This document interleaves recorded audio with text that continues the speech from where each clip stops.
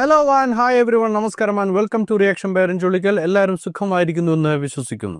നമ്മളിന്ന് സംസാരിക്കാൻ പോകുന്ന വിഷയം ലിസ്റ്റിൻ സ്റ്റീഫൻ നടത്തിയ ഒരു പ്രസ്താവന, തുടർന്ന് നിവിൻ പോളി ചർച്ചയിലേക്ക് വന്നു. പിന്നീട് ഈ ചർച്ച വഴി മാറി മറ്റൊരു ഡിറക്ഷനിലേക്ക് പോകണം. അതായത് ഒരു വട്ടപ്പലിശക്കാരന്റെ താല്പര്യമാണ് ലിസ്റ്റിൻ സ്റ്റീഫൻ മലയാള സിനിമയിൽ അടിച്ചേൽപ്പിക്കാൻ ശ്രമിക്കുന്ന എന്ന രീതിയിൽ ഒരു ആരോപണം വന്നു. അതേ തുടർന്ന് അതുമായിട്ട് ബന്ധപ്പെട്ട ചർച്ചകൾ നീങ്ങുന്നുണ്ട്. അപ്പോൾ ഇതുമായിട്ട് ബന്ധപ്പെട്ടുള്ള ചില പോസ്റ്റുകൾ, വീഡിയോസ് ആണ് ഇതിനകത്ത് ചർച്ച ചെയ്യാൻ പോകുന്നത്. മാത്രമല്ല, ലിസ്റ്റിൻ സ്റ്റീഫൻ ഏറ്റവും ലേറ്റസ്റ്റ് ആയിട്ട് മനോരമ ലേഖനോട് ചില എക്സ്പ്ലനേഷൻസ് കൊടുത്തിട്ടുണ്ട്. അപ്പോൾ അതൊക്കെയാണ് നമ്മൾ റിയാക്ഷൻ എടുത്തിരിക്കുന്നത്.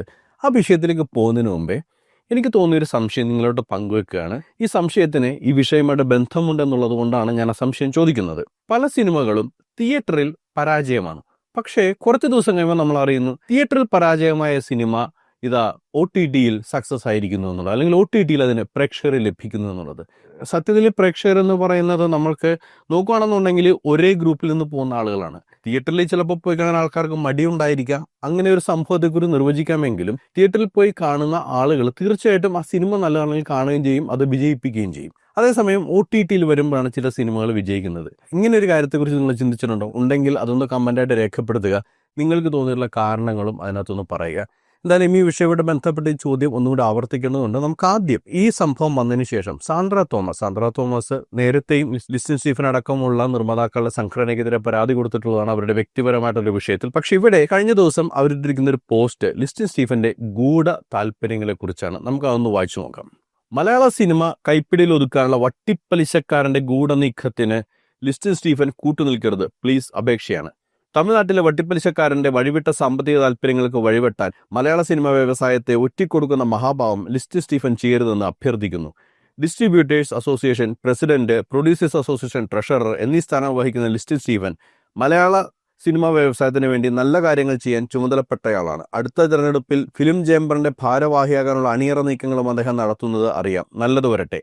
മലയാള സിനിമയുടെ സമസ്ത മേഖലകളിലും ലിസ്റ്റിന്റെ കൈപ്പിടിയിൽ ഒതുങ്ങണമെന്ന താല്പര്യം അദ്ദേഹത്തെക്കാൾ കൂടുതൽ സംസ്ഥാനത്തിന് പുറത്തുള്ള കള്ളപ്പണ ലോബികൾക്കാണ്. കഴിഞ്ഞ ദിവസം ഒരു സിനിമയുടെ പ്രൊമോഷൻ പരിപാടിയിൽ ലിസ്റ്റിൻ നടത്തിയ ഭീഷണി പ്രസംഗത്തെയും ഈ ഗൂഢാലോചനയുടെ ഭാഗമായിട്ട് കാണുന്നു. പ്രൊഡ്യൂസേഴ്സ് അസോസിയേഷൻ അടുത്ത കാലത്ത് സിനിമയുടെ ലാഭനഷ്ട കണക്കുകൾ പുറത്തുവിടുന്നതും ഇത്തരമൊരു ഗൂഢതന്ത്രത്തിന്റെ ഭാഗമാണ്. തിയേറ്ററിൽ നിന്ന് ലഭിക്കുന്ന പണത്തിന്റെ മാത്രം കണക്ക് പുറത്തുവിട്ട് മലയാള സിനിമാ വ്യവസായം നഷ്ടമാണെന്ന് വരുത്തി തീർത്ത് മലയാള സിനിമയിൽ നിന്ന് നിക്ഷേപകരെ അകറ്റുന്ന നടപടിയാണ് പ്രൊഡ്യൂസർ അസോസിയേഷൻ ഇപ്പോൾ ചെയ്യുന്നത്. ആർക്കാണ് ഇതുകൊണ്ട് നേട്ടം? ലിസ്റ്റിൻ സ്റ്റീഫൻ എന്ന നിർമ്മാതാവ് മറ്റ് സിനിമകൾ കൂടി പലിശയ്ക്ക് പണം നൽകുന്നയാളാണെന്ന് നമുക്കറിയാം. ഇപ്പോൾ തിയേറ്ററിൽ ഹിറ്റായി ഓടിക്കൊണ്ടിരിക്കുന്ന ഒരു സിനിമയിൽ പോലും വൻതുക അദ്ദേഹം നിക്ഷേപിച്ചു. സംസ്ഥാനത്താകമാനം എത്രയോ സ്ക്രീനുകൾ ലിസ്റ്റിന്റെ ഉടമസ്ഥയിലുള്ള മാജിക് ഫ്രെയിമിന്റെ നിയന്ത്രണത്തിലാണ്. മലയാള സിനിമ നിർമ്മിക്കാൻ നിക്ഷേപർ വരാതായാൽ മറ്റു സ്ഥാപനങ്ങളിലെ വട്ടിപ്പലിശക്കാരുടെ കൈകളിൽ കേരളത്തിലെ സിനിമാ വ്യവസായം എത്തിപ്പെടും. ഇത്തരം വട്ടിപ്പലിശക്കാരിൽ നിന്നും വൻതുക വാങ്ങി അവരുടെ ഏജന്റായാണ് ലിസ്റ്റിൻ കൂടിയ പലിശയ്ക്ക് പണം മുടക്കുന്നത്. ലിസ്റ്റിന്റെ ഇപ്പോഴത്തെ ഗൂഢനീക്കങ്ങൾ അദ്ദേഹത്തിന് താൽക്കാലിക ലാഭമുണ്ടാക്കാൻ സഹായകരമായിരിക്കും. പക്ഷേ ലിസ്റ്റിൻ ഒന്നോർക്കണം, ലിസ്റ്റിൻ മലയാള സിനിമ രംഗത്ത് സൃഷ്ടിക്കുന്ന പലിശ കുത്തകൾ കാര്യം നടന്നു കഴിയുമ്പോൾ നിങ്ങളെയും വിഴുങ്ങും. അപ്പോഴേക്കും മലയാള സിനിമയുടെ ഇപ്പോഴത്തെ നിർമ്മാതാക്കൾക്ക് വംശനാശം സംഭവിച്ചിരിക്കും. ലിസ്റ്റിന്റെ ഇപ്പോഴത്തെ വാക്കുകളിലും പ്രവൃത്തികളിലും ഒരു ഒറ്റുകാരന്റെ കുതിയും കിതപ്പും കാണുന്നുണ്ട്. പക്ഷേ അതിനുവേണ്ടി സ്വീകരിക്കുന്ന തെറ്റായ മാർഗങ്ങൾ മലയാള സിനിമയ്ക്കും നമ്മുടെ നാടിനും ഒട്ടും നല്ലതല്ല. വട്ടിപ്പലിശക്കാരന്റെ സ്വാധീനവും താല്പര്യങ്ങളും കാരണം ഇപ്പോൾ ഒരു നിർമ്മാതാവിന് നേരിട്ട് പോയി സിനിമയുടെ സാറ്റലൈറ്റ് റൈറ്റ് വിൽക്കാൻ കഴിയാത്ത സാഹചര്യമാണ് മലയാളം ചാനൽ ലോകത്തുണ്ടായിരിക്കുന്നത്. ഒരു സാധാരണ സിനിമാ നിർമ്മാതാവിനും മലയാള സിനിമ രംഗത്ത് ഒരു നിലയ്ക്കും നിലനിൽക്കാൻ കഴിയാത്ത സാഹചര്യമാണ് ഇപ്പോൾ ഉണ്ടായിരിക്കുന്നത്. അതൊരു ലോബിയുടെ താല്പര്യമാണ്. അതിന്റെ കെടുതികളെല്ലാം സിനിമാ സംഘടനകളും ചലച്ചിത്ര പ്രവർത്തനങ്ങളും മാധ്യമങ്ങളും തിരിച്ചറിയണം. ലിസ്റ്റിൻ സ്റ്റീഫൻ സ്വയം തിരുത്താനും മലയാള സിനിമാ വ്യവസായത്തിന്റെയും നാടിന്റെയും നന്മയ്ക്ക് വേണ്ടി നിലകൊള്ളാനും ശ്രമിക്കണം. ആരും തെറ്റിദ്ധരിക്കരുതെന്ന് അഭ്യർത്ഥിക്കുന്നു. തീർത്തും നല്ല ഉദ്ദേശത്തോടെയാണ് ഇത്രയും പറഞ്ഞത്. ഇതെല്ലാം അറിഞ്ഞിട്ടും സിനിമാ സംഘടനാ നേതൃത്വത്തിൽ ഇരിക്കുന്നവർ കുറ്റകരമായ മൗനം പാലിക്കുന്നതും നിസ്സഹായരാൽ പിന്തുണക്കുന്നതും കാണുമ്പോൾ അതിയായ ദുഃഖം തോന്നുന്നു. മലയാള സിനിമയും അതിന്റെ നിർമ്മാതാക്കളും മറ്റ് സാങ്കേതിക പ്രവർത്തകരും അതിന്റെ നല്ല കാലം വീണ്ടെടുക്കുന്ന പ്രതീക്ഷയോടെ സാന്ദ്ര തോമസ്. ഇതാണ് സാന്ദ്രയുടെ പോസ്റ്റ്.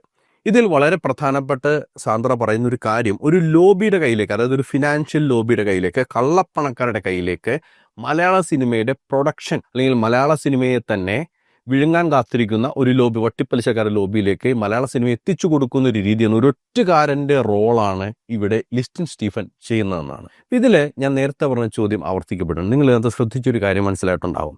ഒരു സാധാരണ പ്രൊഡ്യൂസർക്ക് അയാളുടെ സാറ്റലൈറ്റ് റൈറ്റ് വിൽക്കാനുള്ള അവകാശം പോലും ഇപ്പോൾ ലഭിക്കുന്നില്ല എന്നുള്ളത്.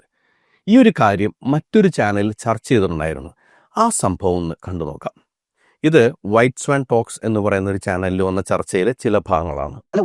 ഇദ്ദേഹത്തിന്റെ നിർമ്മാണം മാത്രമല്ല, ഇദ്ദേഹം പണം കടം കൊടുക്കുന്നതുമായി ബന്ധപ്പെട്ട് നിരവധി ആളുകളെ ഭീഷണിപ്പെടുത്തുകയും അതോടൊപ്പം തന്നെ പരമ്പരാഗതമായിട്ടുള്ള പല പ്രൊഡ്യൂസർമാരെയും സിനിമാ നിർമ്മാതാക്കളെയും ഒക്കെ കടക്കണിയിലേക്ക് തള്ളിവിടുകയും, അതായത് ഇദ്ദേഹത്തിന്റെ ഒരു ഗുണ്ടായിസം അല്ലെങ്കിൽ ഇദ്ദേഹത്തിന്റെ ഒരു മൊണോപ്പൊളി താനില്ലാതെ അല്ലെങ്കിൽ തന്റെ ഒരു അപ്രമാദിത്വം അധീശത്വം അടിച്ചേൽപ്പിക്കുന്ന ഒരു സമീപനമാണ് പുള്ളി ചെയ്തുകൊണ്ടിരിക്കുന്നത്. ഞാൻ കേട്ടതനുസരിച്ച് കറക്റ്റായിട്ടുള്ള ഒരു ഇൻഫർമേഷൻ ആണ് കിട്ടിയിട്ടുള്ളത്. എന്താണെന്ന് വെച്ചാൽ ഇദ്ദേഹം ഈ തമിഴ്നാട്ടിലുള്ള ഈ വട്ടിപ്പലിശ മാഫിയക്കാർ ഈ മാർവാടി കൊണ്ട് ഇവിടെ ഇൻവെസ്റ്റ്മെന്റ് നടത്തിക്കും, ഓരോ പ്രൊജക്ടുകളിൽ ഇൻവെസ്റ്റ്മെന്റ് നടത്തിക്കും. അതിനുശേഷം OTT, സാറ്റലൈറ്റ്, അതോടൊപ്പം തന്നെ ഓവർസീസ് റൈറ്റുകളെല്ലാം ഈ മാർവാടിയുടെ പേരിലേക്ക് എഴുതി വാങ്ങും, അല്ലെങ്കിൽ ലിസ്റ്റിൻ സ്റ്റീഫന്റെ പേരിലേക്ക് എഴുതി മേടിക്കും. ഈ ഒരു പ്രൊജക്ട് കോസ്റ്റിന്റെ 60 മുതൽ 70% വരെ ആണ് ഇതിനകത്ത് ഫണ്ട് ചെയ്യുക. ഇവിടെ സംഭവിക്കുക എന്താണെന്ന് വെച്ച് കഴിഞ്ഞാൽ ആദ്യം വിറ്റുപോകുന്ന OTT ആയിക്കോട്ടെ, സാറ്റലൈറ്റ് ആയിക്കോട്ടെ, ഓവർസീസ് ആയിക്കോട്ടെ, ഇതിന്റെ പണം മുഴുവൻ പോകുന്നത് ഈ വട്ടിപ്പലിശക്കാരന്റെ അക്കൗണ്ടിലേക്കാണ്. അപ്പോൾ നിർമ്മാതാവ് ബാക്കി 30% മുതൽ മുടക്കിയിട്ടുള്ള നിർമ്മാതാവിനെ സംബന്ധിച്ചിട്ട് നിർമ്മാതാവിന് പിന്നെ എവിടെയാണ് പണം കിട്ടുക? തിയേറ്ററിൽ നിന്നാണ് കിട്ടുക. മലയാള സിനിമ നഷ്ടത്തിലാണെന്ന് എന്ത് ചെയ്യുന്നു? അടിക്കടി വന്ന് പറയുന്നുണ്ട്. കാരണം ഇത് ഈ നഷ്ടത്തിലാണെന്ന് പറയാൻ കാരണം തിയേറ്റർ കളക്ഷൻ വെച്ചുകൊണ്ടാണ് മലയാള സിനിമ നഷ്ടത്തിലാണെന്ന് പറഞ്ഞുകൊണ്ടിരിക്കുന്നത്. അതുകൂടാതെ തന്നെ പ്രൊഡക്ഷന്റെ കോസ്റ്റ് കൂടുതലായിട്ട് കാണിക്കുന്നുണ്ട്. ഈ തിയേറ്റർ കളക്ഷനിൽ നിന്ന് ഒരു സിനിമ ഇവിടെ വിജയിക്കില്ല എന്നുള്ളത് യാഥാർത്ഥ്യമാണ്. ഇവർ ചർച്ച ചെയ്യുന്ന ഭാഗത്ത് നിങ്ങൾ ശ്രദ്ധിച്ചിട്ടുണ്ടാകും സാറ്റലൈറ്റ് റൈറ്റിന്റെ ഒരു കാര്യം. അപ്പോൾ എന്തുകൊണ്ട് ഞാനിത് സ്ട്രെസ് ചെയ്ത് പറയുന്നു? സാറ്റലൈറ്റ് റൈറ്റ് അല്ലെങ്കിൽ OTT റൈറ്റ്സ് എന്തുകൊണ്ട് സ്ട്രെസ് ചെയ്ത് പറഞ്ഞിട്ടുണ്ടെങ്കിൽ, സ്റ്റീഫൻ എങ്ങനെയാണ് അദ്ദേഹം പ്രൊഡക്ഷൻ രംഗത്തേക്ക് വരുന്നതെന്ന് ഈ ചാനലിലെ ചർച്ചയിലെ തുടക്കത്തിൽ പറയുന്നുണ്ട്. നിങ്ങൾ വൈറ്റ് സ്വാൻ ടോക്സ് എന്ന ചാനലിൽ പോയി കഴിഞ്ഞാൽ ഈ ചർച്ച കാണാൻ കഴിയും. ഒരു രാജു എന്ന് പറയുന്ന പലിശക്കാരൻ്റെ ഏജന്റായിട്ടാണ്, അതായത് സിനിമയിലേക്ക് ഫിനാൻസ് ചെയ്യുന്ന രാജു എന്ന് പറയുന്ന പലിശക്കാരൻ്റെ ഏജന്റായിട്ടാണ് ലിസ്റ്റിൻ സ്റ്റീഫൻ വരുന്നത്. പിന്നീട് ഈ ഓവർസീസുമായിട്ട് ബന്ധപ്പെട്ട് ചില വിവാദങ്ങളിൽ പെട്ടു എന്നൊക്കെ ചർച്ചയിൽ ഏകദേശം മനസ്സിലാവുന്നുണ്ട്. ചില ചെന്നൈയിൽ എംബസി കൊണ്ട്, അമേരിക്കൻ എംബസിയെ കൊണ്ട് കാണിക്കുന്നൊക്കെ പോലുള്ള ചില കാര്യങ്ങൾ. പിന്നീട് ഇദ്ദേഹം ശരത് കുമാർ, രാധിക എന്നിവരുടെ കൂടെ ചേരുന്നു. അതിനുശേഷം പിന്നെ ഒരു മാർവാടിക്ക് വേണ്ടി ഫണ്ട് ചെയ്യാനായിട്ട് വീണ്ടും മലയാള സിനിമയിലേക്ക് വരുന്നു. അങ്ങനെ മലയാള സിനിമയിലെ പല സിനിമകളും ഒന്നല്ലെങ്കിൽ പ്രൊഡ്യൂസർ ആയിരിക്കും, അല്ലെങ്കിൽ ഇയാൾക്ക് ഏതെങ്കിലും രീതിയിലുള്ള ഇൻവെസ്റ്റ്മെന്റ് ഉണ്ടാവും. അപ്പോൾ ഇങ്ങനെ ഈ മാർവാടികളിലെ പണം മലയാള സിനിമയിലേക്ക് ഒഴുക്കുന്നതിൽ വലിയൊരു പങ്കുകൾ വഹിക്കുന്നുണ്ട് എന്നാണ് ഇതിനകത്ത് പറഞ്ഞു വെക്കുന്നത്. കഴിഞ്ഞ ദിവസം ഒരു പത്രസമ്മേളനം നടത്തിയത് നിങ്ങൾക്ക് ഓർമ്മയുണ്ടാവും. മാർച്ചിൽ ഇറങ്ങിയ സിനിമകളെക്കുറിച്ച്. മാർച്ചിൽ ഇറങ്ങിയ സിനിമയിൽ, മാർച്ചാണ് തോന്നുന്നു കേട്ടോ, മാർച്ചാണ് ഏപ്രിലാണ്, ഞാൻ ജസ്റ്റ് ഒന്ന് തെറ്റിപ്പോയി ക്ഷമിക്കുക. എന്തായാലും ഒരു മാസം ഇറങ്ങിയ റിലീസിനെ കുറിച്ചാണ് പറഞ്ഞിരിക്കുന്നത്. ആ മാസം ഇറങ്ങിയ എമ്പുരാൻ എന്ന സിനിമയല്ലാതെ ബാക്കി എല്ലാ സിനിമകളും നഷ്ടമാണ് എന്ന രീതിയിൽ കണക്കുകൾ നിരത്തി അവതരിപ്പിക്കുകയാണ് ചെയ്തത്. വേറൊരു സിനിമയും വിജയിച്ചിട്ടില്ല എന്നുള്ളത്. ഈ ചർച്ചയിൽ പറയുന്നത് ഇത് തിയേറ്റർ കളക്ഷൻ മാത്രമാണ് ഇവർ ആധികാരികമായിട്ട് എടുത്തിട്ടുള്ളത്. ഈ സമ്മേളനം നടത്തുന്ന ഉദ്ദേശം സിനിമാ നടന്മാരാണ് ഏറ്റവും കൂടുതൽ പ്രതിഫലം വാങ്ങുന്നത് സിനിമയിൽ. അത് നമുക്ക് എല്ലാവർക്കും അറിയാവുന്ന ഒരു സംഭവമാണ്. പിന്നീട് സിനിമ നടിമാർ കൂടുതൽ പ്രതിഫലം വാങ്ങുന്നുണ്ട്, സംവിധായകർ, തിരക്കഥാകൃത്തുകൾ, അങ്ങനെ ആ ഒരു ശ്രേണി പോകും. അപ്പോൾ ഈ ഏറ്റവും കൂടുതൽ പണം വാങ്ങുന്ന ഈ താരങ്ങൾ അവരുടെ പ്രതിഫലം കുറക്കണം.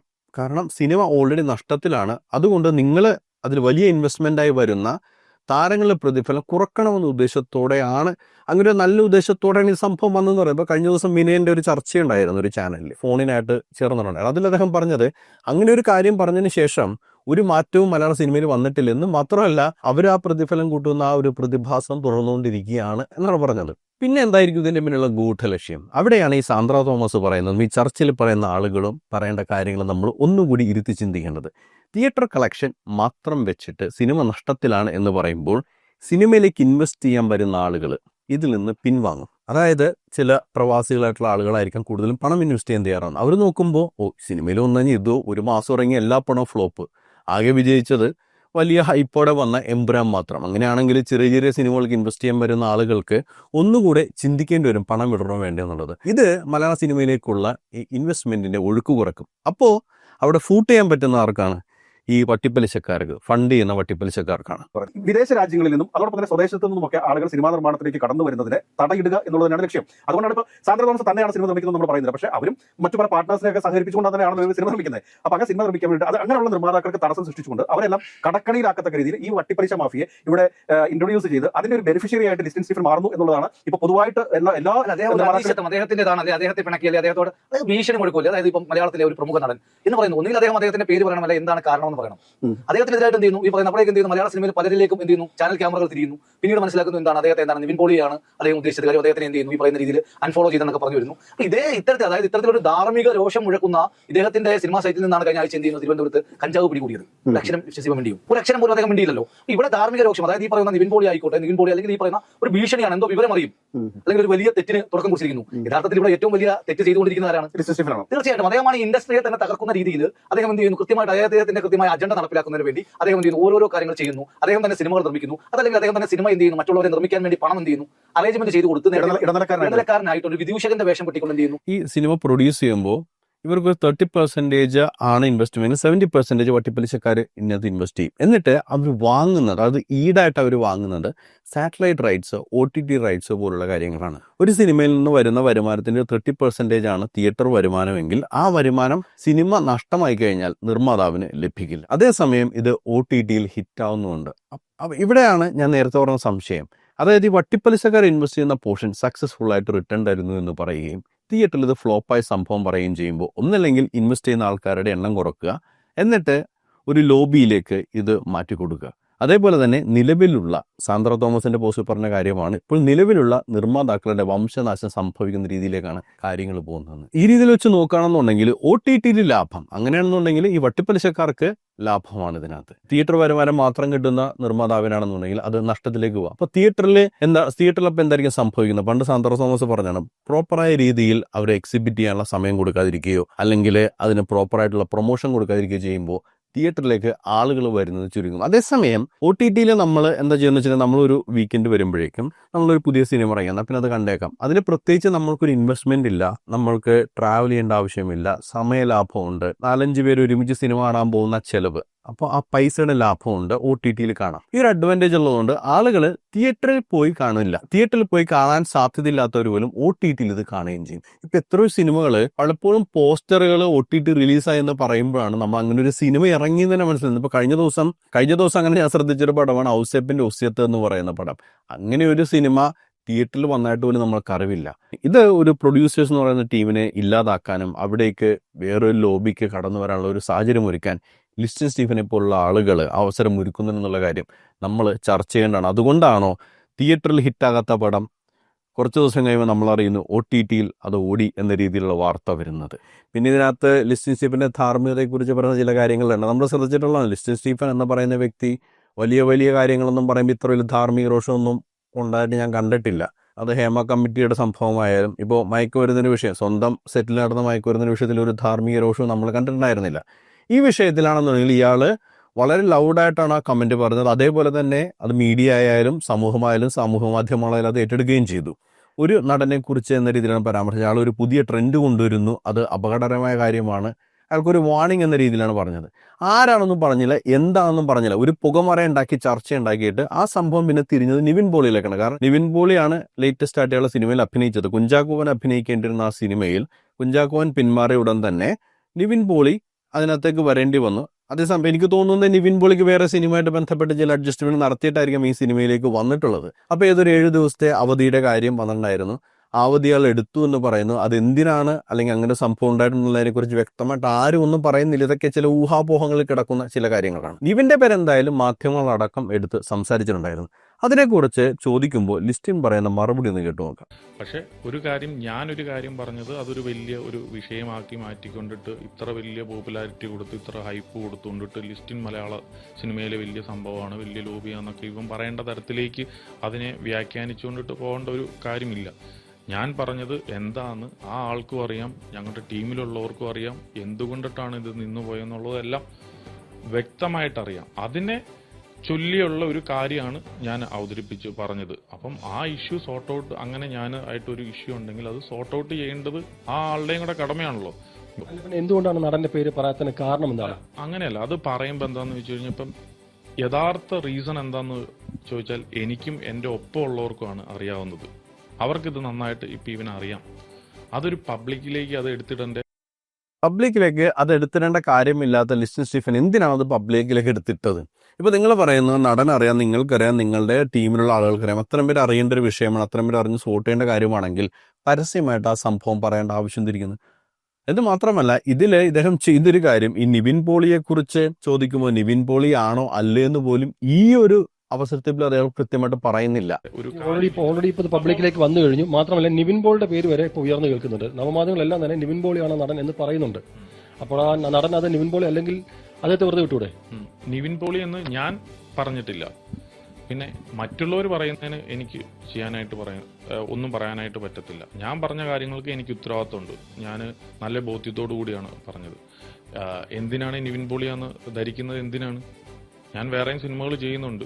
അപ്പോൾ ഞാൻ വേറൊരു ആർട്ടിസ്റ്റുകളെയും അങ്ങനെ ഇന്ന ആർട്ടിസ്റ്റാന്ന് ഈവൻ പറഞ്ഞിട്ടില്ല. കാര്യം എന്താണെന്ന് വെച്ച് കഴിഞ്ഞാൽ ഇതൊരു നമ്മുടെ ഒരു ഇഷ്യൂ ഉണ്ടെങ്കിൽ അത് 1-2 ദിവസത്തിനുള്ളിൽ സോർട്ട് ഔട്ട് ആക്കാനുള്ള സമയമുണ്ട്. അപ്പോൾ എനിക്കറിയാലോ ആ ഇഷ്യൂ എന്താന്ന്, ആ നടനെ അറിയാലോ, എൻ്റെ ഒപ്പം ഉള്ളവർക്ക് ആ ഇഷ്യൂ അറിയാലോ. അപ്പോൾ അങ്ങനെ ഒരു ഇഷ്യൂ ഉണ്ട്. ഞാൻ നടന്റെ പേര് പറയാത്ത എന്താണെന്ന് വെച്ചാൽ നിങ്ങൾക്കറിയാലോ, അതായത് ഇവിടെ സിനിമ എന്ന് പറയുന്ന വ്യവസായത്തിൽ നടന്മാർക്കാണ്, ഇപ്പം പ്രൊഡ്യൂസർക്ക് ഫാൻസില്ലല്ലോ, നമുക്ക് പാനലേ ഉള്ളൂ. അപ്പൊ അതുകൊണ്ടിട്ട് എന്താന്ന് ചോദിച്ചു കഴിഞ്ഞാൽ ഇപ്പോൾ ഇവർക്ക് എന്താന്ന് വെച്ചാൽ കാര്യം എന്താണെന്ന് അറിയാതെ എന്തെങ്കിലുമൊക്കെ എഴുതി വിടും. എന്ത് വേണേലും എഴുതി വിടാം, പറഞ്ഞു മനസ്സിലായി. ആർട്ടിസ്റ്റിനെ സപ്പോർട്ട് ചെയ്തിട്ട് എന്ത് വേണേലും വിടാം. അപ്പം അവിടെ ദുർബലനാകുന്നത് ഇത് പറയുന്ന പ്രൊഡ്യൂസറാണ്. ഇത് പറയുന്ന പ്രൊഡ്യൂസർ ദുർബലനാകുന്നു. ഒന്നല്ലെങ്കിൽ നിങ്ങൾ ആ വിഷയം കൃത്യമായിട്ട് പറയണം, അല്ലെങ്കിൽ ആളുടെ പേര് പറയണം. ഇനി നിങ്ങൾ പറയുന്ന ഫാൻസിനെ ആക്രമിക്കുമെന്ന് പറയുന്നു, അല്ലെങ്കിൽ നിങ്ങൾക്ക് 1-2 ദിവസം പറഞ്ഞ് സംസാരിച്ച് തീർക്കാനുള്ള വിഷയം ഉണ്ടായിരുന്നു പറയുന്നു. അങ്ങനെയുള്ള സാഹചര്യത്തിൽ എന്തിനാണ് ലിസ്റ്റിൻ സ്റ്റീഫൻ ഈ ഒരു വിഷയം വളരെ ഫ്യൂമിങ് ആയ രീതിയിൽ, ഇപ്പോൾ നവമാധ്യമങ്ങളെന്നാണ് ആ ഇന്റർവ്യൂ നടത്തിയ ആൾ ചോദിച്ചത്. പക്ഷെ അങ്ങനെയല്ല, മാധ്യമങ്ങളിൽ തന്നെ ഇത് ആദ്യം പ്രത്യക്ഷപ്പെട്ടു. നവമാധ്യമങ്ങൾ വരുന്നതിന് മുമ്പ് തന്നെ സാധാരണ ട്രഡീഷണൽ മാധ്യമങ്ങളിൽ ഇത് ആദ്യമേ വന്നിട്ടുണ്ടായിരുന്നു. പിന്നീട് നവമാധ്യമങ്ങളും ചർച്ചയിൽ നിവിൻ പോളിയുടെ പേര് വലിച്ചിഴക്കപ്പെട്ടു. ഇവിടെ നിവിൻ പോളിയുടെ പേര് വലിച്ചിഴക്കപ്പെട്ട് കഴിഞ്ഞ ഈ സാഹചര്യത്തിൽ പോലും നിങ്ങൾ ചോദിക്കുമ്പോൾ പോലും നിങ്ങൾ പറയുന്നത് ഞാൻ പറഞ്ഞിട്ടില്ല, മറ്റുള്ള പറയുന്നതിൽ എനിക്ക് ഒന്നും പറയാനില്ല എന്നുള്ളതാണ്. ഒന്നല്ലെങ്കിൽ നിങ്ങൾ നിവിൻ പോളി അല്ല എന്ന് പറയണം, ആ വ്യക്തി നിവിൻ പോളി അല്ല, അതുകൊണ്ടാണ് ഞാൻ അയാളുടെ പേര് പറയാതിരുന്നത് എന്ന് നിങ്ങൾ പറയണം. അപ്പോൾ അവിടെ വെച്ച് നിവിൻ പോളിക്കെതിരെ വരുന്ന ചർച്ചകളൊക്കെ അവസാനിക്കും. അതിനുവരെ നിങ്ങളിപ്പോൾ ചെയ്തിരിക്കുന്നത് എന്താ? നിവിൻ പോളിയെ വീണ്ടും ആക്രമിക്കാൻ വേണ്ടി അവിടെ ഇട്ടുകൊടുത്തിരിക്കുകയാണ്. എന്നിട്ട് നിങ്ങൾ പറയുന്നത് മറ്റുള്ളവർ പറയുന്നതിൽ എനിക്ക് ഉത്തരവാദിത്വമില്ലെന്ന്. അപ്പോൾ ആ സാഹചര്യത്തിൽ നിങ്ങൾ എന്താ ചെയ്യേണ്ടത്? മറ്റുള്ളവർ പറയുന്നത് തെറ്റാണെന്ന് തന്നെ പറയണം. അല്ലെങ്കിൽ നിവിൻ പോളിയാണ് അതിൻ്റെ പിന്നിലെങ്കിൽ, നിവിൻ പോളിക്കറിയാം, നിങ്ങൾക്കറിയാം, പ്രൊഡക്ഷൻ ടീമിനറിയാം, നിങ്ങളുടെ കൂടെയുള്ള ടീമിനറിയാമെന്നുണ്ടെങ്കിൽ എന്തിനാണ് ഈ സംഭവം, എന്തിനാണ് ഈ വിഴുപ്പ് കൊണ്ടുവന്ന് പരസ്യമായിട്ട് അലക്കുന്നത്? അവിടെയാണ് നിങ്ങൾക്കെതിരെ ഈ ചോദ്യം ഉണ്ടാകുന്നത്. ഇപ്പോഴും ഈ ലിസ്റ്റിൻ സ്റ്റീഫൻ പോകുന്നത്, ഞാൻ ഇടയ്ക്ക് പറയുമ്പോൾ അറിയാതെ ലിസ്റ്റിൻ സ്റ്റീഫനായി പോകുന്നുണ്ട് കേട്ടോ, അതൊന്ന് ക്ഷമിക്കുക. ഇപ്പോഴും ലിസ്റ്റിൻ സ്റ്റീഫൻ പോകുന്നത് റോങ് സൈഡ് ആണെന്നാണ് എനിക്ക് തോന്നുന്നത്. ഒന്നല്ലെങ്കിൽ ആ കാര്യത്തിൽ ഒരു ക്ലാരിറ്റി വരുത്തുക, അല്ലെങ്കിൽ നിങ്ങൾ ഈ വിഷയം അവസാനിപ്പിച്ചിട്ട് നിങ്ങൾ ഇന്റേണലി ഇത് പരിഹരിക്കാൻ ശ്രമിക്കുക. ഇതുപോലുള്ള വിഴുപ്പുകൾ കൊണ്ടുവന്ന് പുറത്തിട്ട് അലക്കാതിരിക്കുക. അതേപോലെ ഈ സാന്ദ്ര തോമസ് അതുപോലെ മറ്റുള്ളവർ ചർച്ച ചെയ്യുന്നത് പോലെ നിങ്ങൾക്ക് ഇതിനകത്ത് ഇൻവോൾവ്മെൻ്റ് ഉണ്ടെങ്കിൽ നിങ്ങൾ ചെയ്യുന്നത് ഒരു മഹാ അപരാധമാണ്. ഒരു വലിയ ഇൻഡസ്ട്രിയാണ് നിങ്ങൾ ഒറ്റുകൊടുക്കാൻ ശ്രമിക്കുന്നത്. എന്താണ് ഈ വിഷയത്തിൽ പ്രേക്ഷകർക്ക് പറയാനുള്ളത്? അത് കമൻ്റായിട്ട് രേഖപ്പെടുത്തുക.